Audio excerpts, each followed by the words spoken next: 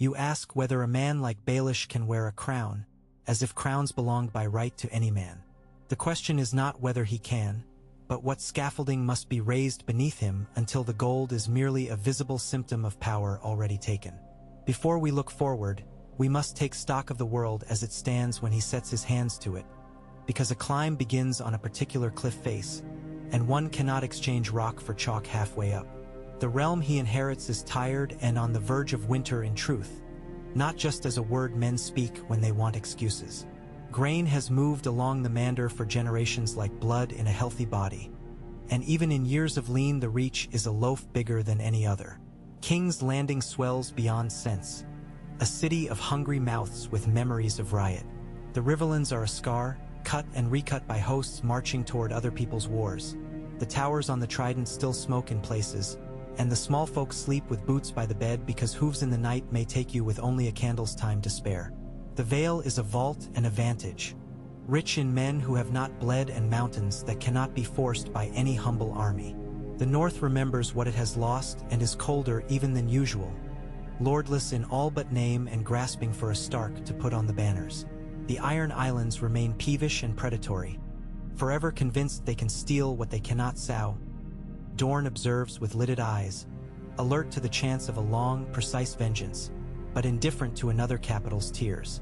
On every bench where coin is counted, the crown's name sits in red ink. Debts many times the revenues of a good year, promises written hastily, repayments missed, and the Iron Bank far to the north across the sea, taking notes and waiting for a better bookkeeper to put in the chair. The faith has rallied the hungry and the humiliated into pious bands, and they will trade obedience to a king for obedience to a god with little change in their daily bread, so long as someone kneels at the right times. The great clans of the Vale are proud and provincial. The great houses of the south are not broken, only bruised, and if they smell a merchant at the throne, they will expect favorable credit and the chance to dress him in their colors. Baelish in this world is a man who has counted coin for kings and made it multiply for himself. He knows the figures that frighten other men. He knows where grain hides and what price it will bear when winter forces hands. He has Harrenhal not because he can garrison it. No one can garrison that curse, but because that ruined giant gives him a title on paper to wave under Riverlord noses. He holds the Vale by a chain of health and influence. A sickly boy who believes him a friend, a grieving city whose highborn prefer to be flattered than asked to fight, and the mountains themselves, which serve as a reason never to go down and risk anything.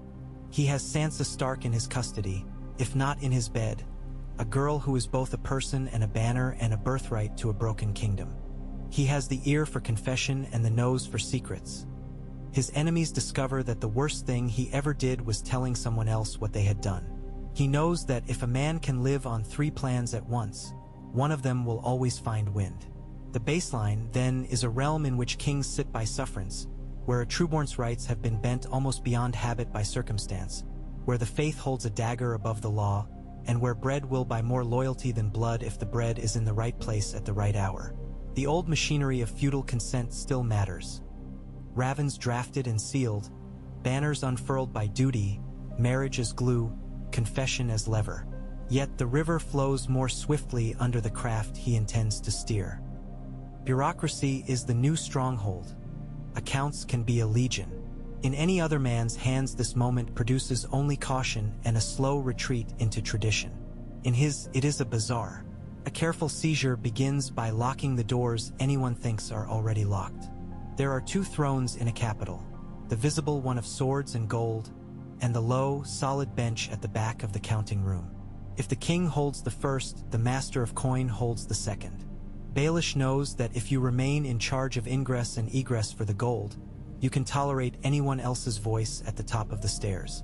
He leaves the post when it suits him and takes with him not coin but the trust of creditors and the knowledge of how promises are arranged. The city believes that coin is a river. He knows that rivers are canals if only you lay the locks. The seizure path requires him to turn kingship into a vacancy first, or near enough to make a great council preferable to continued misrule. That can be arranged by allowing the worst impulses of the crown's current guardians to bloom, then arriving with scissors and sympathy when the blossoms turn poisonous. To achieve the vacancy, he needs the faith to devour the palace or the palace to set the faith aflame, but not in such a way that a single prince rides out of the ashes with the simple right of continued rule. The Queen Regent's pride can be sharpened until she breaks it on the High Sparrow's humility. Each can be convinced they are cutting the other when the knife is truly carving a hole for him. The key is to keep the Tyrell harvest wagons moving out of the reach while turning their armored spears inward, to tangle them in the city and God and debt, to coax the lion and the rose into a viper's tangle that leaves both bleeding and the small hands who have done the work smiling behind their sleeves. When the trial falters, when the mob runs, when a king too tender for the game weeps, when a tower falls or a sept shakes, that is the shock he needs to make respectability crave a new ledger. But a vacancy is not a crown. It is an invitation to a knife fight under silk drapes. The method for surviving it is add edges to your own velvet and to hold the one girl in the 7 kingdoms who can be, at need, both the hammer and the nail. Sansa is his warrant for the north and his hostage against it. She is the key to the Riverlands too, as Ned's daughter through Catelyn and a Tully by blood in the eyes of Riverlords who would prefer a ghost of the old order to the present chaos. With the veil under his glove and Sansa in his sleeve, his first real move is not toward the Iron Throne proper, but toward a position you can explain to heralds and confessors. Protector of the realm is a fine term for a man who has created the need for protection. Regencies and councils are soft stone. He can press the seals while the technicalities are being drafted.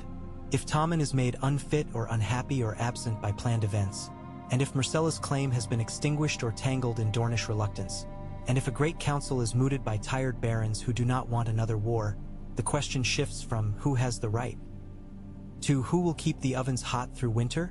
In such councils, the Vale's untouched regiments are a kind of coin. The Knights of the Vale, mailed and mounted, will be more valuable than any paper promise. If he can bring them down the mountain with the lords behind him, he can sell their appearance in the capital as a return to order rather than an invasion. A procession, not a march. A ceremony on the Rose Road with constables' banners and pious choirs. The sight of fresh, stainless armor in streets still smelling of burnt parchment can quiet civic nerves. That he has achieved this by making himself the source of the Vale's credit and the Ares' health is a matter best left out of songs. Approval from the faith is essential and available, if managed. A devout king is the wish of clerics until they discover that such piety is as demanding as it is obedient. A king who kneels regularly and gifts the faith debts he knows how to collect in calmer times is a compromise they can justify to themselves. He will not kneel because he believes. He will kneel because he believes kneeling is a kind of bargaining. The High Septon who anoints him need only be persuaded that the choice is between a ruler who will gift authority back to the gods in a careful way and a return to open blasphemy or southern domination. A pious oath written by his own scriveners will be framed in the September and in his counting room alike. The Sparrow's followers will see in him a man who talks their language of restitution and the simple life even as the city quietly returns to prices and payrolls. The rate of success along this initial path depends upon keeping dragons and distant princes theory rather than fact until he has become the daily practical answer to each noble's most pressing problem. If any foreign claimant lands with sail and spear while the city still remembers its appetite for mobs and prophecy, probability bends away from him. If the North raises a Stark beneath a wolf banner before his invitations go out, he will have to break the glass and use Sansa as a seal prematurely, which is riskier because it reveals his only clean claim too early. If the Tyrells survive their brush with humiliation and keep their larders marching past the city gates, they can insist he remain a steward in a velvet cap, still powerful but not crowned. And if the Iron Bank decides that writing off the crown's debts and gambling on a new dragon-backed order is wiser than taking a discount from a familiar embezzler, the credit props wobble at the moment he most needs them. Assuming, however, that he steers the vacancy toward a conclave and steers the conclave toward his own person with the faith's oily blessing, the act of crowning will invite a cascade of branching futures that can be expressed clearly enough to set the odds. The most likely immediate outcome is a city that exhales and quietly resumes its habit of commerce. I would give this stabilization a 2 in 3 chance if the Vale's entry is staged right and the faith is made to feel as if it has ruled for one day more than it deserved. Scribes return to their desks, the city watch swaps badges, wagoners are paid for their trouble, and the crown seals affix to documents whose terms were negotiated in private 2 weeks before. The populace will hail any man who lowers the price of bread by a half-copper, and he will know how to do that for a month. He will cancel a few taxes and invent a few fees, and the difference will be imperceptible to anyone not sitting on a counting bench. Against this stabilization stands the less likely but still real danger that the Reach will refuse the part written for it. If open war resumes between rose and coin, if Mace decides that leading a noble coalition to replace a bourgeois upstart is the work of a good father and a better grandfather, there will be steel in the fields again. The probability is a quarter at most, so long as the Tyrells can be brought to believe their grandchildren will marry well. He can neutralize them by trading the king's hand and the king's pocket with equal generosity. Give them a chair beside the throne and the right to supply it with cushions. Give them the grain contracts and the festivals and the pageants. They will complain that he counts the crowns while they count the heads. Let them. He knows how to set a dinner such that those who eat first feel full even as he feeds the kitchen from the scraps. There is another branch that runs not to open war but to slow anemia. The faith might accept the arrangement while quietly turning every decree into a sermon and each sermon into an edict.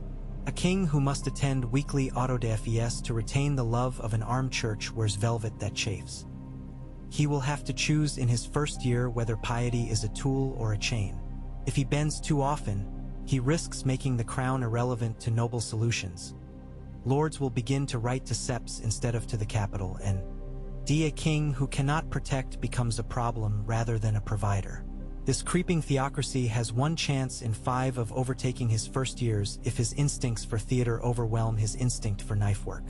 With Baelish, however, I expect the knife to flash at the precise moment when melody threatens to drown silence. He will permit the religious movement to act as cudgel against degenerate enemies, then use the cudgel against its own wielder at a banquet where poison tastes like peaches. After the crown, consolidation comes in phases it is safer to disguise as corrections to inherited problems. The first is the paper phase. He will rearrange offices and obligations with explanations so dull only conspirators will read them. The port fees are made to flow through a new office on the Street of Silk. The warden of the mint is reassigned to the step below the counting house. The master of ravens is told to copy all messages to a plasterer of no distinction who happens to be his man. The city watch's oaths are renewed, because the old wording failed to include the monarch's middle name and some pious scholar has noticed. In the new form, the watch swears to the office of protector as well as the person of the king, thereby binding themselves to the regency that Baelish will always declare imminent. Such boring changes are in truth the turn of levers beneath the board. The day a captain disobeys, he can be indicted for felony that no one else has heard of, and those who acquit him will seem to be voting in favor of old oaths over new ones and therefore of sacrilege. The second is the bread phase. Winter will tighten, and the fastest way to lose a crown in winter is to let a baker lock his doors. Baelish can solve hunger in a city for a time because he knows that hunger is not primarily a question of absolute supply but of confidence. He will release grain from the crown stocks in small, dramatized allotments, months ahead of true desperation, with priests blessing the first loaves and heralds crying that the king goes without meat for the season. At the same time, he will quietly purchase contracts on the Mander so that when those stocks are released he can replenish at a discount. The Iron Bank will be offered participation in these instruments not at usury but as a partner in regularized revenue. When they demur, he will find them another favor that lets them save face. If he can keep the price of bread below the threshold of riot for the first winter of his reign, the city will declare itself pacified, and so will men far away who read only letters and rely on their steward's gossip. The third is the blood phase. A new king must break someone of significance without appearing to throw good lords to mobs. Baelish will select targets whose guilt can be proven in papers he already possesses. An old navally minded lord who kept double ledgers, a city notable who bought passage for a murderer, a scribe who sold writs before the crime was finished. He will stage these purges as acts of mercy by comparison. Lesser men are fined and exiled, while only those who cannot be saved by any fiction are led to the square. A few men will be permitted to confess to the faith and take the black. Their families will bless the king for his piety, and the watch will be grateful for their skills. Each such act sends the same message in different dialects. Absent my pen, this would have been a sword. By carefully avoiding the blue blood whose execution would trigger Bannerman's pride, he avoids uprisings without avoiding fear. He will not be content to rule only with documents. His greatest advantage is the Vale's untouched strength, and he will use it as currency rather than consumable. Instead of quartering the knights in the city where they will drink and breed quarrels, he will lease them out as garrisons to riverlords who want prestige and peace at once. He will sell them as guardians of the king's road. He will attach them to a banner in the crownlands and give that lord's family the right to brag at supper that they are the most trusted friends. In every case, the arrangement will be contractual, renewable, and tied to payment not in coin but in favors that accumulate in a ledger only he and a single clerk read. In this way, the Vale's reputation is monetized without spending its blood, and the mountain lords grow more used to obeying the center because such obedience redeems their obligations at home. The backlash is inevitable because consolidation hurts people who believed that what they had was their own. The first rumble will come from those riverlords who recognize that a claim tied to Sansa threatens to make their autonomy conditional on a marriage they did not arrange. They will appeal to their history of loyalty to Starks and Tullis and object to wearing a silk leash conjured in a brothel. He will answer by writing them a future in which they are the first to be restored. Ceremonies in the ruined halls along the Trident, banners righted, a Stark girl given the power to accept tribute and remit old fines. The second rumble will come from the Vale's clans, not in writing but in the form of missing wagons and robbed couriers.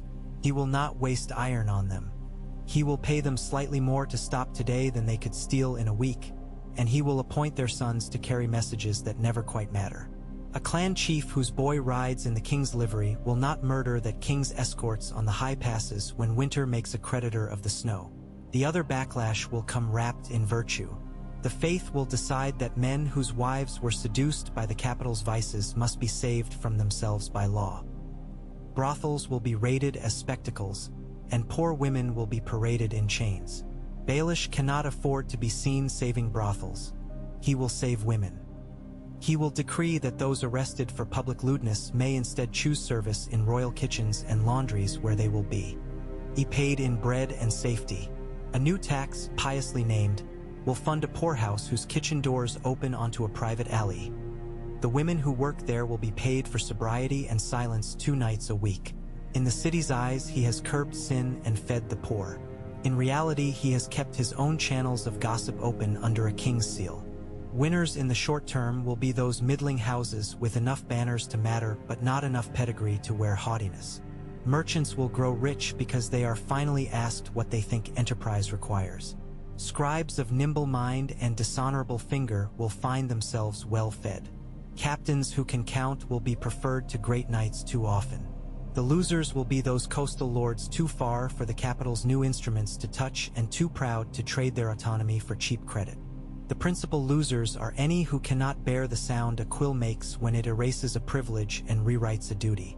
The small folk will not know they are winning until the spring after the first winter, when they look back to see they did not starve as badly as their fathers told them they would. Nothing cements a reign like expectations disappointed in one direction alone. The question of legitimacy is the question of how long one can ride without saddle sores in a world that still insists horses are for noble blood. Here, Baelish's calculus becomes vulnerability. He must eventually ground his authority in something less perishable than bread.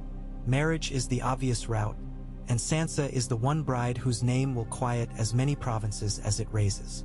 If he marries her openly before the realm is quiet, he provokes all those who believe it obscene to put a merchant in a Stark's bed. If he keeps her in reserve too long, he risks her utilization by others. He will promote her as quasi-royal before he promotes himself as her husband. He will seat her in judgment on northern matters. He will have her accept River's homage. He will write that the king rules in concert with the Lady of Winterfell, and let the phrase and consort slip into songs sung at harvest festivals where no one knows who wrote them. When the wedding comes, it will be framed not as a grasping upstart's consummation but as a long-predicted settlement of old grief. The gods will nod. The wolves will be painted on new standards. The papers will record that the North, the Riverlands, and the Vale are one hearth again. This plan has sensitivities as precise as a lock. Debt is the most obvious. If the Iron Bank refuses restructurings and demands execution of collateral in the form of royal monopolies and humiliating oversight, his magic with numbers becomes ordinary accounting. He has 3 mitigations. The first is to securitize specific revenues, portage, excise, royal forests, and float them at a discount with great houses as guarantors. A Tyrell may not like him but will prefer a risk that pays him 6% to a war that pays him graves. The second is to actively create a domestic class of lenders from among his new merchants. He will teach them that the crown is not just a client but a fountain of returns. If 20 such men believe their fortunes depend on his continued issuance, they will police noble discontent without his having to raise a banner. The third is to pay something visible on time every quarter, even if only one thing. A creditor who can forecast one payment will forgive 3 missed. If he bungles debt management, the collapse is merciless. If he excels, debt becomes not a chain around his ankle but a tether around everyone else's. The spies are the second sensitivity, because he has been a student of other men's secrets long enough to love the feeling of discovery more than the fact of being obeyed.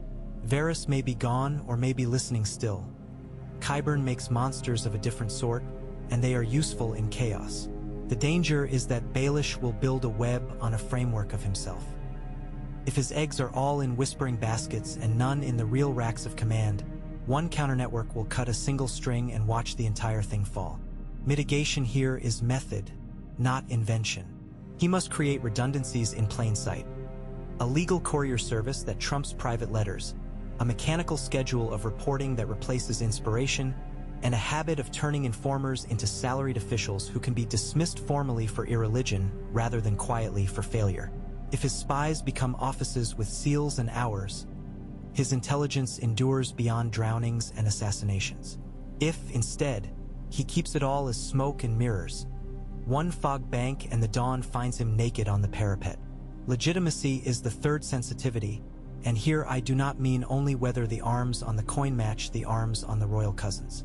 The most dangerous question any subject can ask himself is not, is the king lawful?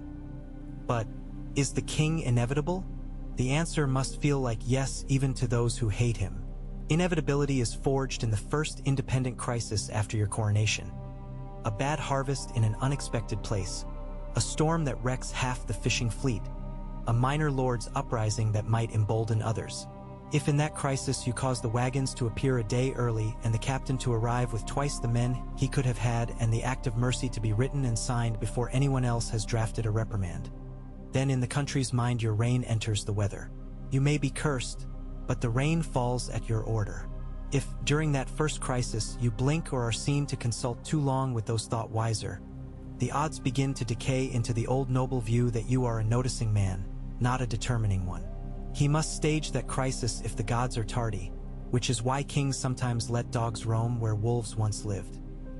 With debt in hand, spies regularized, and legitimacy given its first true test, let us array the 3 most plausible end states and the thread of weakness that run through each. The first, and to my eye most likely end state, is a Baelish monarchy in velvet gauntlets. Strong not because any one thing is unbreakable, but because the total of his arrangements creates a stability too comfortable to indict. In this order, the faith is quieted, the reach is wealthy, the Vale is proud in its service, the North is restored in a rueful way to its own highest myths by Sansa's ceremonies, and the Riverlands begin to repopulate under a banner that says something true again. The capital grows cleaner and more efficient. Contracts are signed by the dozen.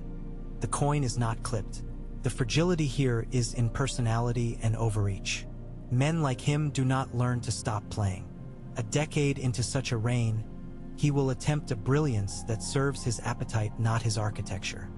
He will make a wager on a foreign war or a new tax or a restructuring of the mint that is too clever, and he will do it at the moment a winter runs longer than planned.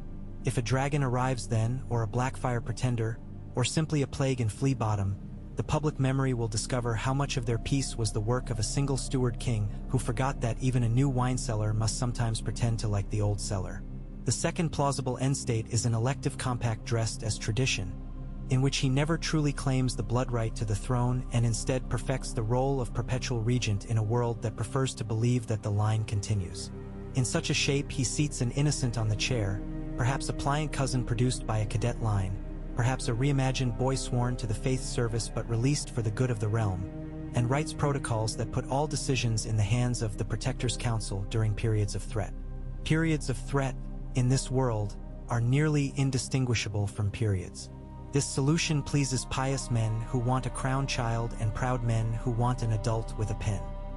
The population feels stable because the imagery is conservative. The fragility in this compact is succession disguised as procedure.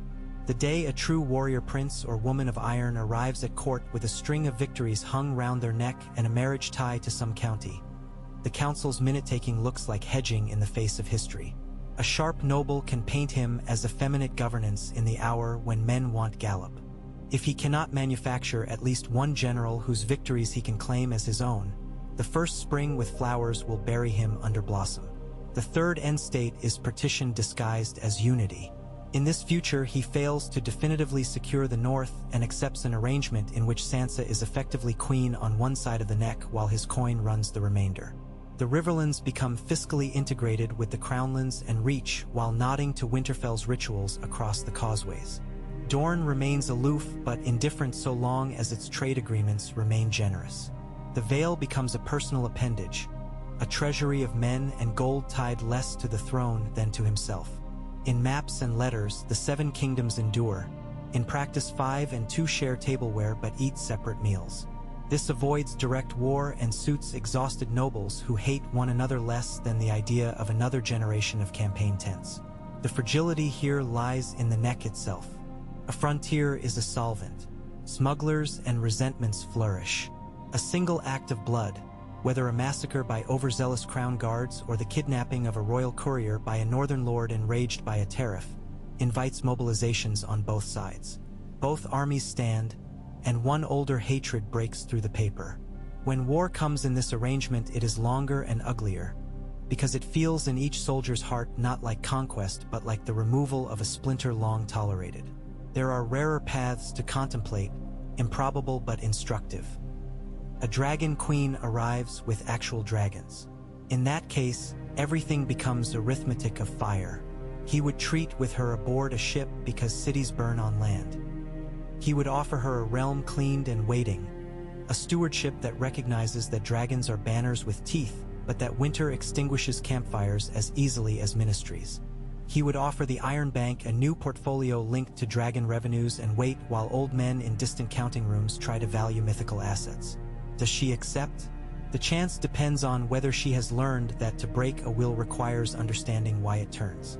If she has not, she will make a pyre of his arrangements and discover too late that the ash does not feed anyone.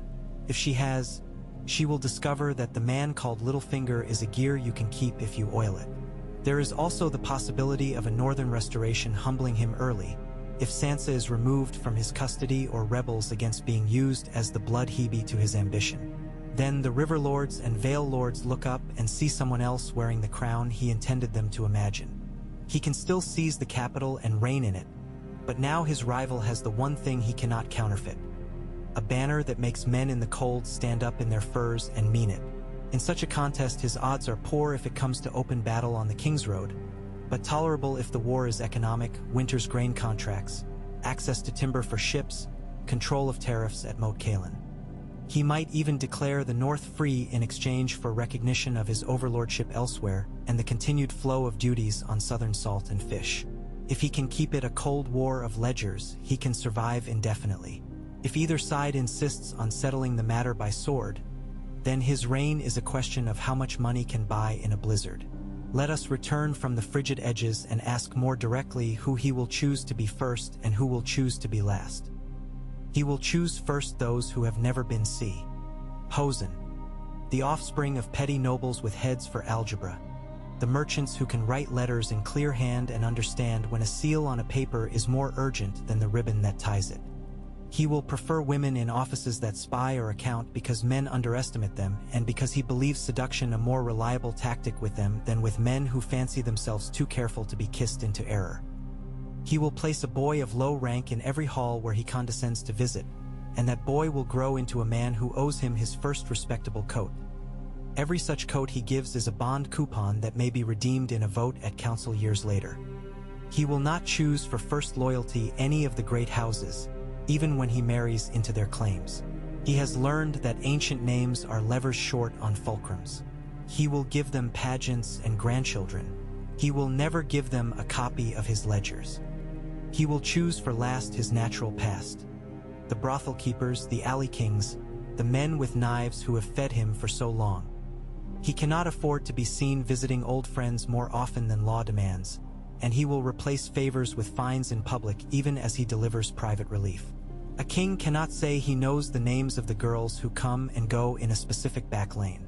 One day he will choose to close one of those doors to prove a point to men who do not deserve to be convinced. That day will be a little death. He will carry it in his sleeve like a love letter to himself. He will reread it when the mountain snows keep him from traveling and will pretend he does not think of how it smells. You ask about probabilities as if life were a ledger in which the balances are so neat men cannot surprise you. The best I can do is translate character into expectation. Given no dragons and no miraculous returns from long-lost princes, given a capital that can be hustled into order and a faith that can be bought with the dignity of a public partnership, his road to a crown is more likely than not. 3 and 5 is my number for the act itself.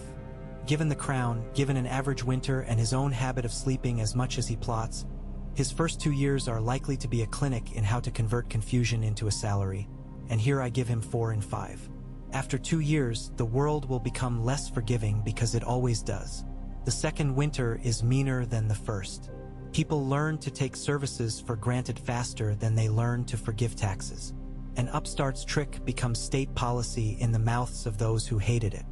If he can keep his own appetite sated, wives, land, a sense of being the boy who is now inside rather than outside, nose pressed to glass, then he can carry his household to safety for a decade. The danger is that appetite is not subject to the same devices as debt. He may discover, too late, that what he truly wanted was not to be king but to continue becoming king forever. Monarchs tend to be disappointed that there is nowhere else to climb. Let me test, as you asked, the stresses upon the 3 variables most likely to undo him: debt, spies, and legitimacy. Begin with a world in which the Iron Bank cuts his credit line and sells his obligations at a distressed price to a coalition of his enemies.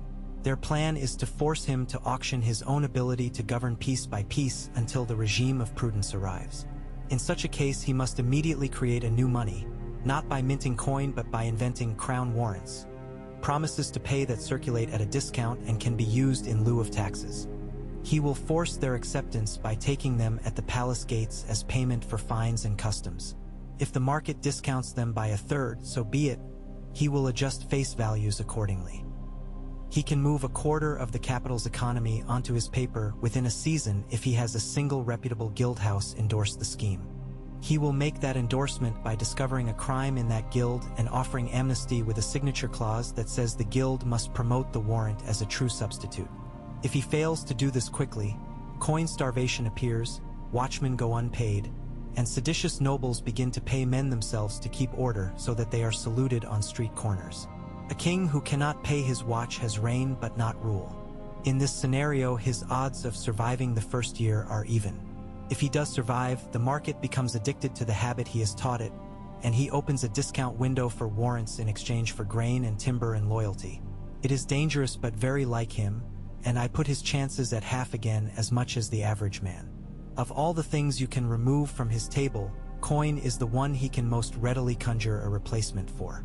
Consider spies next, but imagine that a counterintelligence network burrows into his city like rats under a bakery and proves better than his at the one thing he values most: seeing before others see. They begin to intercept his ravens, open his warrants, replace his candles with ones that burn too quick or too slow, and seduce his laundresses into giving up lists of stains that tell a story. In this world, his instinct will be to strike at their head as if they have one. Varys trained him to believe that networks are spiders. He has never understood that some things are roots. He must then be taught by pain to treat this as sanitation rather than hunting. He will hire 1,000 new gutter boys, double the number of men who do nothing but carry sealed bundles, and routinely shuffle street leadership in a manner that resembles madness until the intruders are starved of patterns. He will militarize confusion and live inside it for months, letting his government run on habits previously installed precisely for such a day. If he keeps his temper and does not arrest a prince or a septon in anger, he stabilizes the situation at great cost to grace. If he lashes out and makes a larger enemy, if he chooses to publicly punish a man who can bend 100 other men because he is tired of feeling observed, then the network will turn the watch against the palace for one bad night, and that is enough. His survival rate in this stress test depends on his pride. On his best days there is none. On his worst days it is all he has. I give him 3 in 4 if he treats it as plumbing. I give him 1 in 4 if he goes hunting heroes. Finally, legitimacy again, but now with a twist. Assume a chorus of noble voices begins to sing the old song of "Who are you to sit there?" in harmony with a very simple melody from the small folk. We would like to love something. A dour king can last a generation if he inherits that love. But a new usurper must assemble a music that includes more than cheap bread. Baelish has few instincts for pageantry beyond what is useful. He must learn to let himself be seen as human in the new way the city requires. If he attempts to be loved by a city through economy alone, he will never be loved at all. He will be respected and resented and eventually punished for efficiency. The remedy is to become a patron saint of something visible and unthreatening. Orphanages, fountains, winter schools where a dozen promising children a year are given letters and numbers by royal command. He has done much for girls behind screens. Now he must do something for boys before crowds. He must let himself be whispered of in kitchens not as the man who always wins but as the man who sometimes forgives because the story moved him. If he cannot do this, he can still hold power, but it will be crisp and crackable. The first noble revolt with a captivating banner and a reluctant general might simply succeed because its story is better. With practice, he can learn to stride across a market square with a child on his shoulder. The first time he does so, the city will laugh, then like him for having tried. If he sneers or stumbles or delegates the task to some chancellor, the moment is lost forever. In this test, his odds are a mystery because they rely not on what he knows but on who he is willing to become. Many men prefer to be clever rather than beloved. It is a preference that narrows their reigns. Let us not forget those we have not yet named as threats. The Ironborn will test every new king because it is their habit to frighten coasts and steal and go home to call themselves warriors. He can tolerate raids if his ports remain open and his grain price doesn't blink. He will prefer to pay a reaver to take a ship elsewhere rather than lose a week of trade. He will dangle the Lord Reaper of Pike a charter for a legal pirate coast under crown oversight and watch a dozen noble mouths go green with disgust. If this charter becomes a reality, his letters will suddenly be delivered by men with earrings who bow awkwardly but obey invoices very well. He will have turned a culture into a service. He will thereby buy 5 years of peace at the price of a pamphlet later accusing him of being the first man to sell the sea. Dorne will be soothed by a legally wrapped revenge for old injuries if he can contrive it. He cannot give them the vengeance they want without creating what he cannot live with, but he can give them the theater they need. Trials in absentia, banishments written in grand calligraphy, a formal reconciliation at Sunspear in which he simply signs an agreement to never again send delegations without full heraldry. Dorne prizes courtesy because courtesy is the sheath for very real knives. If he gives them courtesies, they will give him quiet. That alone will be enough to make maps less red. What of the North if Sansa does not deliver? The North does not want to love the South and will always seek a justification for closing its gates. He can offer trade and guardianship without insult if he is careful. He can send engineers, not governors. He can send masons to repair bridges, surveyors to straighten roads, men who build granaries that hold in the cold, so that lords can appear generous with stores that in truth were a king's gift. He will ask nothing but the right to send ravens freely and to be greeted with his full style and etc. This is empire by habit, not law. It will irritate. It will not inflame. If he can keep the northern winters lit with southern candles and southern glass in high windows, and if no foreign power lands on the Eastwatch raising villages for dragon fuel, then in a generation children will shrug when asked whether they are independent. They will say their lord treats with the king and go back to counting fish. I have left unmentioned the simplest threat: assassination.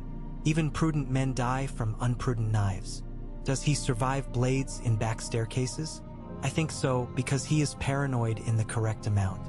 He will not walk the same way twice in a week. He will not drink if the wine is poured by a man with rings on his left hand. He will have all doors in his apartments rehung to open outward. He will sleep once a week in a room no one knew existed the day before. He will even, at intervals, allow himself to be seen in a location so well guarded as to look like fear, because fear is a language the city grants kings. The blade that ends him is more likely to be in words. A confession pulled from a frightened throat, a document assembled from leftovers, a letter showing not that he sinned, but that he sinned without respect for the way sin must be framed in the capital. Such a document will arrive at the precise moment that a noble coalition believes a different man can keep ledgers and still attend to their daughters. If this comes to pass, he will die in a bed in house arrest, remembered as a genius who offended every human heart that wanted not to be outsmarted for once. In the best of worlds for him, the city 50 years from now will have clean streets and dirty souls. Small folk will live slightly longer, and mothers will remember that their children did not die of pox because a clerk in the palace made sure a shipment of herbs arrived before frost. Great lords will farm out their legitimacy to a capital that supplies contracts nearly as covetable as crowns. The faith will be arch and well-fed. Sermons will be shorter and better written. There will be fewer tournaments but more feasts. Men will duel less and sue more. The army will be smaller but better paid. The king will be less visible than his ministers, and their seals will multiply. People will complain they do not know who rules them anymore and will be secretly content with their ignorance. That is the apotheosis of a Baelish reign, and it is not nothing. It is also a hard thing to love. We return, as always, to character. The boy who watched rich boys have what they wanted and learned to turn himself into a device that brings rich men what they want in exchange for a share cannot be cured by coronation. A crown is a tool too, but it is a tool that must sometimes be laid aside so that a man can meet his people face to face. He will succeed at everything that can be written down and signed. He will succeed at many things that can be whispered. He will succeed at almost everything that involves moving other people. He will fail at the task of stopping. A king who cannot stop playing the game will eventually knock over his own pieces because it is the only way to keep the game against himself interesting. And when he does, he will look around and discover that everyone he built to be indispensable to his system is perfectly prepared to continue without him, because he has taught them to prefer instruments to men. If you ask me, then, if he can be king, the answer is yes, perhaps even easily, and with only as much blood as any other man's climb requires. If you ask me how long he keeps that crown, I answer with a most Baelish number. As long as it profits him to own it and no longer. He may find that selling the kingship by installments, to creditors and allies and protectorates, is more pleasurable than wearing it. He may wake one morning and discover he has placed 3 crowns upon 3 heads and sits at the center with a pen that can dismiss them all by decree. In that world, he is happier than he would be as a tyrant. He is the author of a kingdom he never has to perform. But happiness is not the question you asked. You asked whether it is possible, and what awaits down each corridor once the first door opens. I have told you the corridors and their locks, the numbers written in the air beneath decisions, the winters you cannot keep from howling and the summers that will surprise you with mercy. If you need a last number to seal your understanding, let it be this. The chance that his kingdom ends with a song is 1 in 10. The chance that it ends with a bill accepted is 4 in 10. The chance that it ends with silence, swift and efficient, and a new seal sliding onto a familiar box is half the realm. A man like Baelish does not die in the act of taking. He dies when he believes he has taken enough and that keeping is just another trick. He dies because keeping is not a trick but an art, and because art requires a humility he thinks he has mastered in others. He wears a crown well enough. He mistakes it for a hat. That is the last and oldest mistake, and the only one the city ever truly remembers. There is a day, sooner than anyone expects, when the mint is moved 3 doors down the street of steel and no one understands that a kingdom has been lifted and set atop a new fulcrum. The old building's walls smelled of smoke and habit. The new hall smells of stone, dust, and lime and solvent, and its floorboards are always a bit too clean. In that hall, he introduces a thing that looks like a ledger but behaves like a weapon. Crown warrants are no longer parchment to be locked in trunks. They are cut to sizes, stamped by serial, countersigned by a minor priest whose name no one will ever learn, and redeemable against a rolling schedule set a season in advance. Bakers begin to accept them without flinching because the baker's own flour mill is paid with the same paper, and the miller's daughter is promised a dowry whose value rises if she waits until the harvest fair to marry. The city learns a trick the Bravosi learned a century ago and forgot to tell their enemies. Time can be minted. The moment your coins hold hours, not only ounces, loyalty accrues interest. To keep the paper honest, he ties each issue to a visible work and a visible mercy. The first series he christens winter tallies and binds to the reopening of the King's Road milehouses from the Neck to the Trident. Each milehouse is leased to a family under a royal franchise that includes stables, soup, and a tiny shrine with a candle that is always replaced by the local September. A rider who can change horses in daylight makes gossip faster than a raven when storms are fierce and the next rookery is farther than prudence. The second series pays for quays at Gulltown and for the dredging of the Blackwater's mouth, so that ships sit heavy and safe when storms flip their bellies outside the gullet. He takes a note against every barrel that passes through those docks and writes a discount for ships that bring salt fish north in late autumn. He is building ligaments where kings once flexed only muscle. A merchant's king breeds a merchant's complaints, and he knows to quiet them not by argument but by putting profit under their noise. When a Tyroshi factor whines that the new quaymasters weigh too carefully, the man is made to wait in a clean antechamber with a cup of wine and a ledger he cannot help reading. At the bottom of the page is a small, deliberate mistake a child could find. If the factor points it out, he becomes a friend of the port and is thereafter waved through with a courtesy that costs the crown nothing and convinces him the city is ruled by people like him. If he fails to notice, he is ignored thereafter, and learns that there is seriousness behind the smiles. He will spend the winter in a lodging house with a view of the harbor, and he will teach his assistants to scan margins the way sailors scan horizons. Kings have used terror and kings have used law. This one uses something people confuse with charm until it is too late to resist. To take the Vale's lords from provincial vigor to imperial patience, he must give them a sea. Gulltown is a jewel too long let grow dull. He sets cutters in the harbor to scrape barnacles from the city's habits as well as its hulls. He sends for a surveyor from Bravos who has measured more harbors than most men have slept in, and he pays him in iron and anonymity.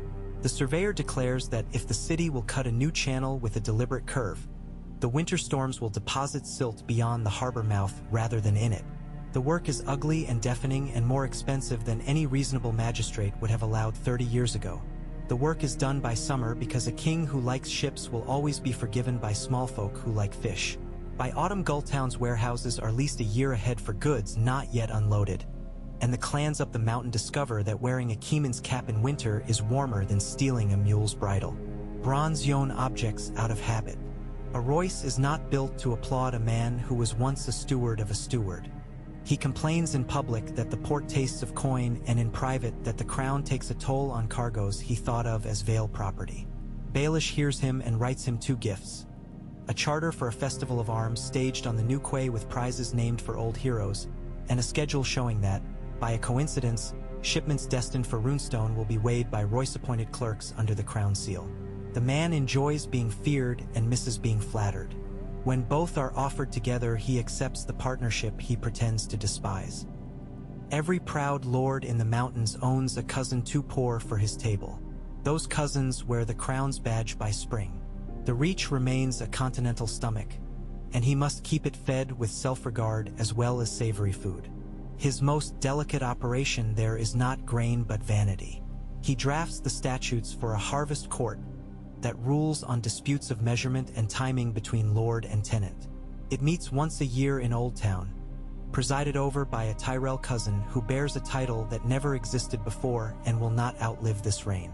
It issues opinions in beautiful script on parchment thick as fear. Every verdict grants something to a peasant and something to a landlord, and each carries a footnote citing a line from an old Reach ballad about the fairness of the earth. The court has no gallows and no soldiers. What it has is a copy of every contract it blesses and the habit, once learned, of writing all future bargains in the court style. When a lesser lord objects that customs are being replaced by forms, he is reminded that forms protect him in the capital, and that without them city men will outtalk him while he fumbles for his dignity. 3 years of this and the Reach's books look like King's Landing's books. 3 more and their thoughts do. In the Riverlands he must commit a sin against romance. The trident will not be restored by knights leading plows and wiping tears. He writes resettlement patents for hamlets burned 3 times over. They grant tax holidays to any family that plants a fruit tree within a year of arrival and keeps a ditch clear of leaves. He bundles 10 such hamlets together under a warden farmer, a title that gives the man a braid on his sleeve and a seat at a yearly dinner at Harrenhal. The warden farmer is chosen by lot among literate men with scars. A literate man with scars has the right enemies and the right habits. Priests complain that lotteries are ungodly. He answers that the stranger is a gambler and that this is a way to make the stranger as fair to the living as the gods have been unfair to the dead. The priests seduce themselves into silence because they like the dinners. Harrenhal itself he must tame into meaning. A cursed castle is a perfect vault because every failure can be blamed on old stories and every success can be claimed as personal. He does not garrison the ruin with men in bright cloaks. He garrisons it with desks. The hall of 100 hearths is now the chamber of 100 clerks, and the taps for the old kitchens serve ink, not wine. He is never more pious than when he walks there in silence and touches a charred stone with a careful hand. A steward who knows how to let tragedy talk for him will be credited with victories he never fought. The North cannot be coaxed into peace by parchment. It must be invited to recite itself in places where crows once fed. He orchestrates a winter progress for Sansa that is half pilgrimage, half audit. She carries a chest of old Stark tokens recovered from chests in the city and held back for precisely such a day. A belt buckle that belonged to a bannerman's grandfather, a rusted hunting knife with a wolf's head on the pommel, a scrap of a green cloak that once belonged on a girl not yet a mother. At each holdfast she returns an object and takes a vow. None of the vows bind in law. All of them bind in the way kitchens tell stories to children. In return, the holdfast provides 3 things written down on paper and copied: the number of men who can walk a day and fight a day and walk again, the winter food they can spare before a thaw, and the names of women who have a talent for numbers and can be trusted to say no to their cousins. The last list is the only one he truly cares about. Numbers obey one God. He sends no governors north, he sends masons. Stones do not threaten lords in the way men with orders do. The masons rebuild a bridge that had become 3 logs and a prayer. They straighten a winter road at a bend where carts used to tip and boys you. Set to drown, which means one house at the corner loses a market in trouble and must find an honest trade. He makes that house the local franchise for the King's Post and insists that no raven may be loosed within 5 miles of it without a stamp bought from a girl with ink on her fingers. The Lord looks at this arrangement and sees a servant's chore. The small folk look at it and see a road that will be cleared first after a storm. In time, even proud men become used to depending on schedules they did not write because schedules do not insult them the way men do. The faith remains his nearest flame. He cannot smother it without choking the city on its smoke. He cannot let it burn unchecked because fire burns aimlessly. He proposes and obtains a compromise he planned before he ever sat on the dais. The faith militant is not disbanded, but its swords are sheathed inside a lantern.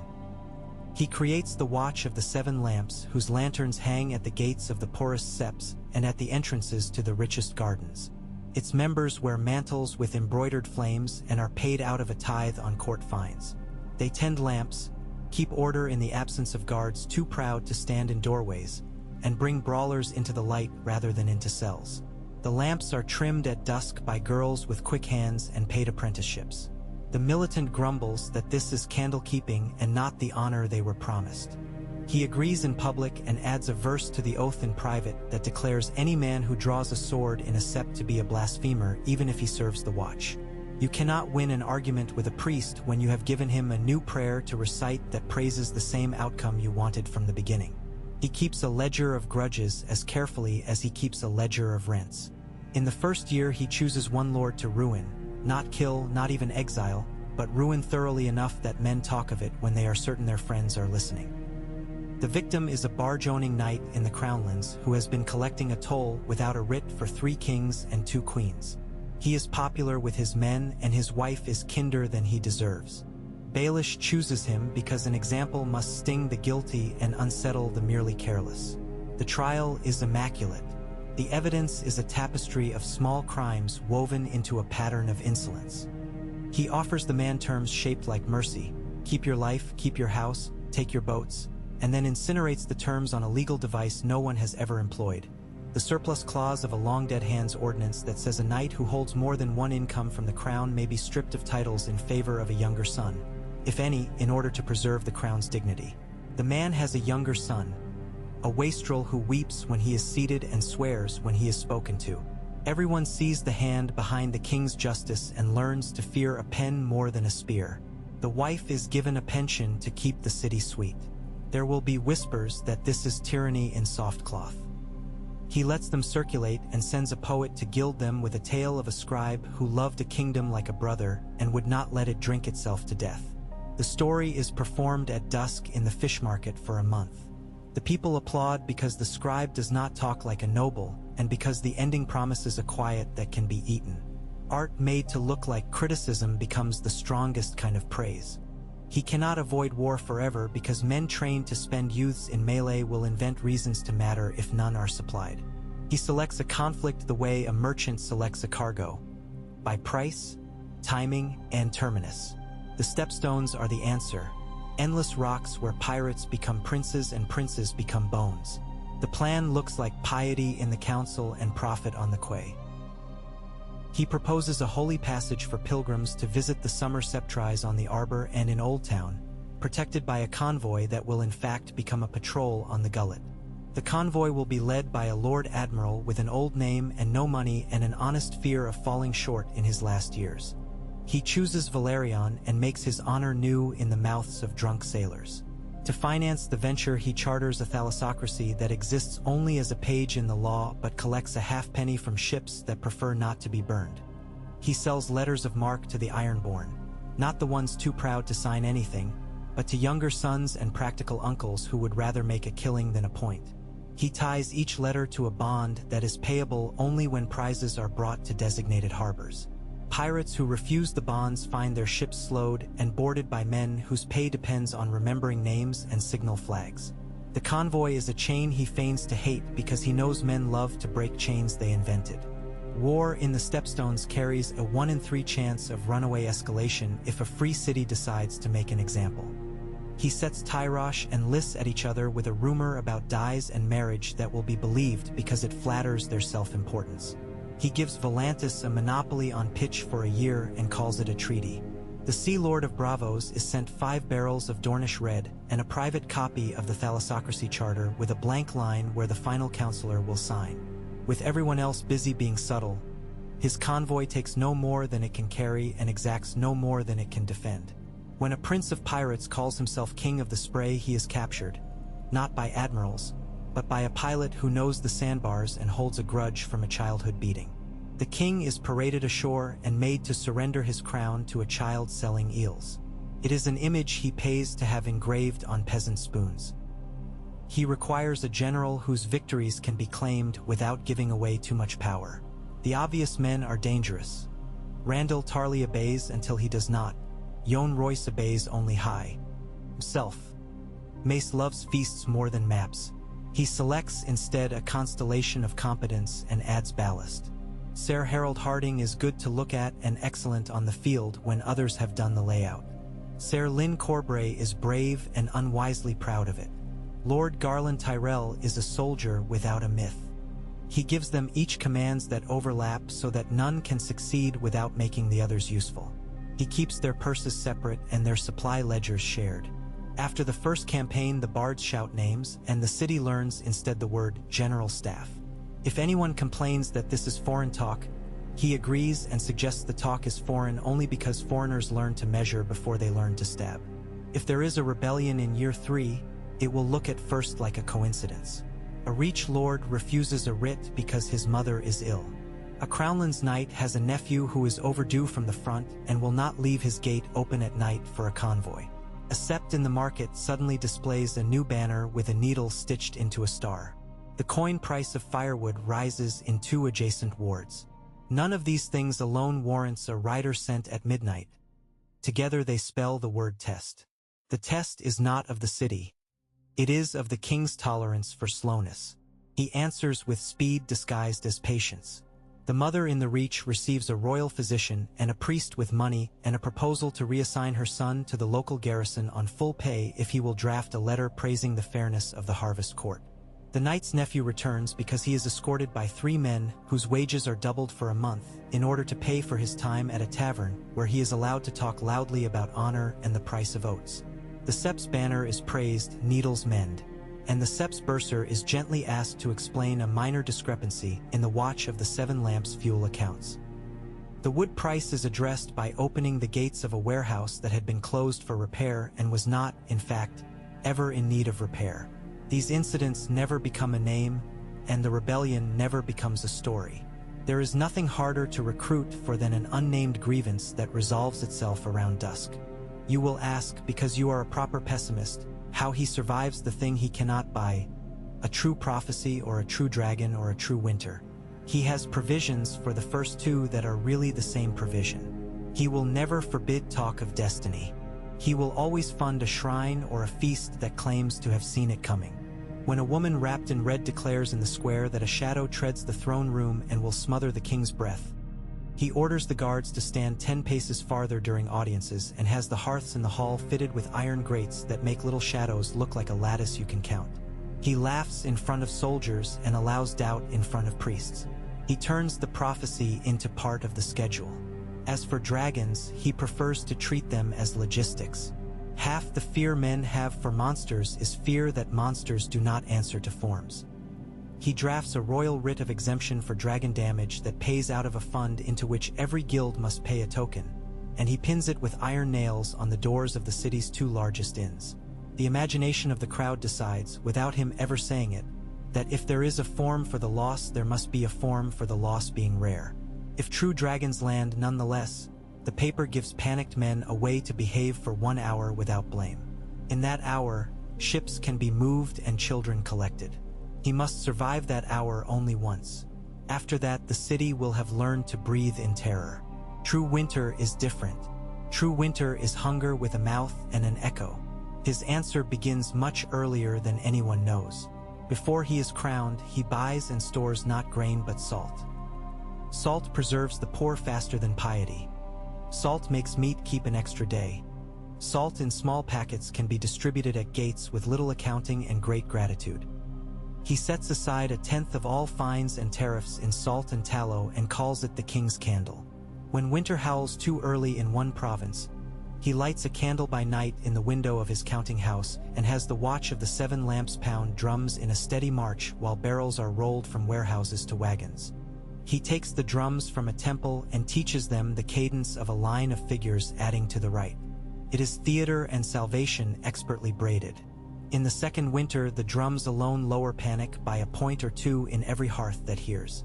Sometimes order is a sound. His private life must become as public as his plans without ever being available to those who weaponize affection. He needs heirs and must produce them in a fashion that does not cut his own throat. If he marries Sansa, he must be the kind of husband who visits without colonizing, the kind that can be seen to share power without inviting a faction to live on the bedpost. He will invent domestic ceremonies that keep the realm in view. A monthly court of the hearth where petitions about matters of marriage, market quarrels, and apprenticeships are heard by the king and the queen together, sitting not on the throne but on stools at the edge of the floor. They will call it humbling. It is in fact surveillance disguised as warmth. He will sit there with a boy on his knee now and then, and with a girl at his feet drawing with chalk on stone. Their names will be chosen for amity: Caitlin, Lisa, Nestor, Harold. Names that put banners in men's mouths without raising swords. Their wet nurses will be selected from families that do not belong to any faction and paid a little too much. The children will be raised at court and at 2 other houses on a schedule no one can predict. Tutors will be rotated with the discretion given to the keeper of the keys, a clerk too minor to bribe and too fry. Tend to invent schemes. If any child dies, and in this world some do, The funeral will be quiet and properly public, and every guild in the city will pay a penny to light a lamp for an hour in its hall. Grief offered in shares lessens the kind that topples kings. The realm's chroniclers will be the last to understand that they are his payroll's property. He will fund a scriptorium at Rook's Rest rather than in the city's monasteries. He will recruit failed septons who can write and prefer warm meals to righteous hunger. He will set them to work on a universal calendar that assigns names to storms and days to fairs. A calendar quiets argument because men cannot stab Wednesday. The scriptorium will publish a history of weights and measures that pretends to be dull but is in fact a long sermon about how fairness feels like consistency. When poets in the fish market decide to lampoon him again, they will reach for metaphors built from the calendar and find they are praising his schedule even as they attack his person. Victory is an adverb. You would like thresholds, I suspect, because the mind likes to know when a probability tips. The first threshold is the bread riot line, a number under which the price of a loaf causes grumbling and above which the price causes clubs. He fixes it by ward and season and posts it in his private margins. He knows that in Dockside in deep winter the line is 5 coppers and a story. In Cobbler's Row in autumn it is 3 coppers and a sermon. In the Street of Sisters in spring it is whatever price you can boast of to a visiting cousin who will carry news north. The second threshold is the banner tension. Count the armed men who can be mobilized within 7 days in a radius of 50 miles around the capital. Count the men who can be trusted to obey orders you intend. Divide by 2 and add 20% if a festival has recently gone well. If the number on paper is smaller than the number in gossip, you are in danger. If the number in gossip exceeds the number in paper by more than a third, you have an informer in the wrong hall. The third threshold is a thing he keeps only in his head. He calls it the night valve. It measures how often in a fortnight he cannot sleep for fear he is missing a conversation somewhere between 2 men who are not dangerous alone. If the night valve stays open longer than a week, he will schedule a hunt, a masquerade, or a sudden visit to a provincial court.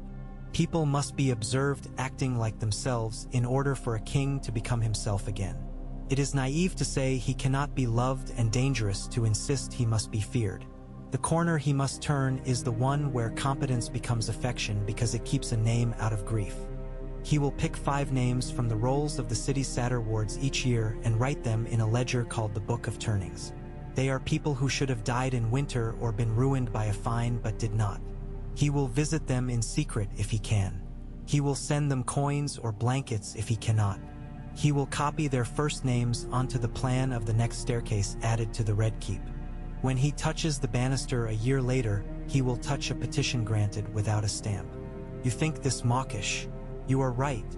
It is also steel. A man who can cry exactly once a year has mastered himself as a tool and is no one's fool. What fails first if failing comes early is almost always the joke. A king like this survives at court because those who resent him still enjoy the things they can say about him over wine. If one of his enemies tells a joke so good that men repeat it sober the next morning, a corner has been turned in the wrong direction. He must police the city's humor with precision a priest would call vain and a playwright would call professional curiosity. To keep laughter from sharpening, he occasionally writes the better version of his own mockery and allows it to be sung. If it rhymes on the 4th beat and mentions a cabbage where a cabbage should not be, the people will never believe that a lord wrote it. They will credit a wit. People forgive wits for telling them truths they would kill officials for saying.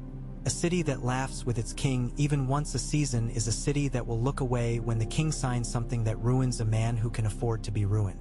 We have not spoken of the Citadel because the Citadel prefers not to be spoken of. Maesters imagine they make history by refusing to make history a subject of interest outside their walls.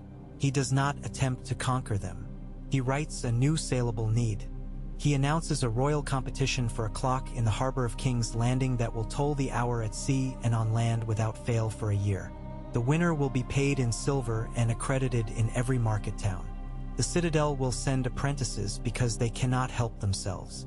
They will learn to make time public. Once time belongs to the public, no guild or order can any longer pretend to own it. When their archmasters grumble, he will offer to fund 3 new links if one is made of iron for matters of war, one of oak for matters of trade, and one of glass for matters of light. They will accept because they have been waiting for permission to admit that they already teach such things. On the day the Iron Bank sends envoys with faces like slate, he plays their game by not playing. He sets 3 tables in a cool chamber and places at each a different feast. The first table holds accounts, the second maps, the third a set of curious contraptions, sample crown warrants, a small model of the harbor chain, a wax tablet with a new cipher written on it and wiped clean while they watch. The envoys are made to choose where to sit. Whichever they choose, he moves to the table they ignored and begins a conversation that has nothing to do with their preference. They will be angered, and they will be excited, and one of them will betray the other 2 by speaking out of turn. And out of school because moneylenders are still men and like to be surprised by someone they considered a debtor. He will offer them a portfolio named for a saint and full of sins, and they will take it because no one has ever offered to let them be pious in their own ledgers before. They will spy on him better than any other enemy does, and they will decide to keep him alive longer than any other friend will. In the Stormlands, he will discover that rain is a kind of inheritance. Lords who live under clouds are suspicious of anything sunny. He visits in a season of bad weather with wagons of slate and teaches that rooflines pitched at a certain angle shed water faster and resist the wind. This seems beneath a king. He stoops anyway. The first time a storm tears down the coast and the roofs hold. A boy looks at his father and says the king kept us dry. The father repeats this at an inn, and a week later 3 oaths of loyalty arrive at the capital couched as lessons in carpentry. If you think that is small politics, then you do not understand that a hearth only burns when its ceiling is dry. He cannot stop every knife. He can dull their appetite. The Guild of Cooks is asked to swear an oath, not to him but to taste. Every dish to be served to a named person must be tasted by the 3 oldest members of the kitchen before it moves from heat to plate. The oldest men are tired of being ignored. He gives them a work that gives them a story. You try to poison a king in a city where 3 grandfathers are asked to be brave at supper and see what happens to your hirelings. The grandfathers will die for stories quicker than for wages. He will reward their families with small emblems on their doors cut in oak that any thief will avoid because thieves do not want to anger a king who protects their grandparents. It is absurd. It works. The further out we go from the first act, the more we are talking about a culture rather than a man. If his reign finds its balance, the city will begin to write laws that feel like proverbs, and men will obey not because soldiers stand at corners but because the proverbs make them feel clever when they repeat them. A city that believes it has invented obedience will not notice when it becomes a habit. That is the deep victory. It is also the prelude to his downfall if it comes. When obedience feels like furniture, a craftsman arrives who claims he can build better chairs. He will have a name and it will be something like Justice or Fire or Wolf. He will be good with a sword and even better at appearing to listen. He will offer to keep the schedules and take the crown. He will point to the king's quiet arrangements and call them thefts of the people's will. If this man consumes a single winter riot and turns it into a march of banners under a new song, the paper edifice will shake. How do you stiffen paper against songs? With ritual. Rituals are songs you can schedule. He must create a yearly moment that cannot be stolen because everyone has touched it and therefore owns a splinter. The Day of the Gates is his invention. On the first thaw, he orders every gate of the city thrown open at sunrise. The Watch of the 7 Lamps carries their lanterns out to the hinged stones and hangs them on iron brackets while the lamps burn. Children in each ward are chosen by lot to walk the hinge line with brooms and sweep away the old straw that catches in corners. The king and queen walk the gates in silence, touching each, and a poem, short and frankly bad, is recited by a boy and a girl whose parents do not belong to guilds. At dusk, the gates are closed and each ward feasts on what it can afford. The day says nothing about war or debt or dragons. It says the city goes in and out on purpose. The first year it feels silly. The 3rd year it feels necessary.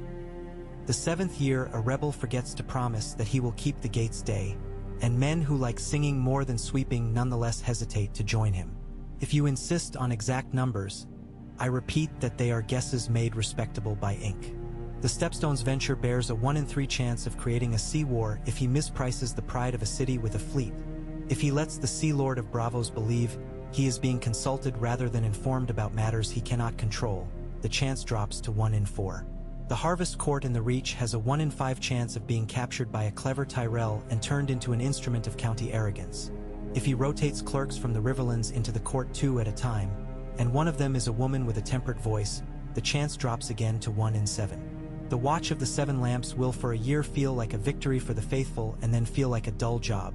In that dullness lies 1 in 2 chance of quiet long-term success, so long as the lamps never go out on the same night twice. I see you smirking. You want him to stumble. He may indulge you. The most likely stumble is the incremental tyranny of competence. He will begin to loathe the parts of his work that require him to listen to fools, and he will be tempted to remove their oxygen rather than their errors. A charter is rewritten too elegantly. A court is packed too obviously.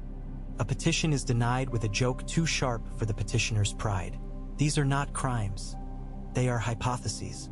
Enough of them and hypothesis hardens into habit, and habit provokes a rival who can talk about dignity without ever employing the word. To mitigate that drift, he must submit himself to a rule that bites him personally. He can write a law that says no office may be held by one man more than 7 years without a year between terms, including the king. He can dress it as a religious concession if he fears the form. He can call the year of absence a year of remembrance and design it so that the throne stands on the dais, draped in black, with the sword laid across it. In that year decrees are not issued, contracts are not signed, quarrels are not settled by royal hand. The kingdom will survive a year without him. He must dare to prove it. If he cannot bear to leave the desk, he has failed the only test you cannot pass by numbers. Suppose he passes that test and returns. The realm will be deeper and harder to overthrow because it has learned to run on rails he laid. Suppose he fails and clings. The realm will be shallower and easier to drain because it never learned to draw from anything but his hand. From here, again, the 3 end states we named look closer and more particular. In the Velvet Monarchy, children memorized the day of the gates at their letters, and old women in the fish market count aloud the beats of the harbor clocks when they pray. In the Elective Compact, a council clerk named for no house at all becomes the person nobles think of when they think of governance. In the partition dressed as unity, maps are always drawn with heavier ink on the roads from the neck to the south than on the roads from the neck to the north, and caravans that carry salt begin to sing a different verse when they pass the causeways. Each arrangement contains its own dissolvent. The Velvet Monarchy dissolves in boredom. The Elective Compact dissolves in a gallop. The partition dissolves in a quarrel at a toll house where a boy's temper outruns his orders. Do not forget that he is a man who learned first how to be outside looking in. He will be tempted, at the end, to stand outside his own creation and admire it the way a boy admires a feast he cannot afford to eat. You will think this romantic. It is not. It is cowardice tinged with art. The remedy is to force him to eat. He must be made to own a failure in public once a year, not the clever failure of a plan that was always meant to go thus, but a real failure with a name. He can choose the names. The first year it is pitch in the gullet. He admits that he promised too much to Volantis and that a fire killed 4 men in a warehouse because the crown's own inspectors were lazy. He finds himself a sum the city recognizes as insult and pays it to the widows. The second year it is frost at the Mile House. He admits that a road was measured an inch wrong and the bridge built on it collapsed under a cartload of onions. He orders onions sold at half price for 10 days. This never becomes a habit with a day and a lantern. That would murder it. It remains irregular on purpose. He takes a bite of the feast each time and coughs where everyone can hear. It reminds the kitchen that he is not a ghost. We began with scaffolding. We end with architecture. A reign like this is not a palace. It is a city. Cities survive kings the way winters survive sermons. The reason to believe in his success is not that he is cleverer than his enemies, though he is, or crueler, though he knows cruelty's proper dosage. The reason is that he intends to replace himself with the momentum of the tolerable. Most revolutions fail because they insist on making men new. He will insist on making habits new. Habits are men's second skin. Tear the skin and you bleed. Change the skin and you itch and then you sleep. If you ask me, at the last, whether he dies in his bed old and a little bored, I will say his odds are balanced on the point of his appetite. If he can restrain it and accept love measured in size of relief rather than songs, he will settle into a reign that produces grandchildren who consider his portrait boring. If he cannot, he will pick a fight with a story bigger than he is and lose to it magnificently or meanly, depending on the weather that day. The gods do not decide such matters. Clocks and calendars and the price of salt do. The wolf banner flaps, the rose nods, the crab crawls in gilded frames, the coins change heads. The city wakes and sleeps without burning. The harbor breathes. Bread stays just below a number most men can afford for 1 year more than you would have bet. That is victory in a world like this. It looks like accountancy, feels like mercy. It is, at scale, indistinguishable from rule.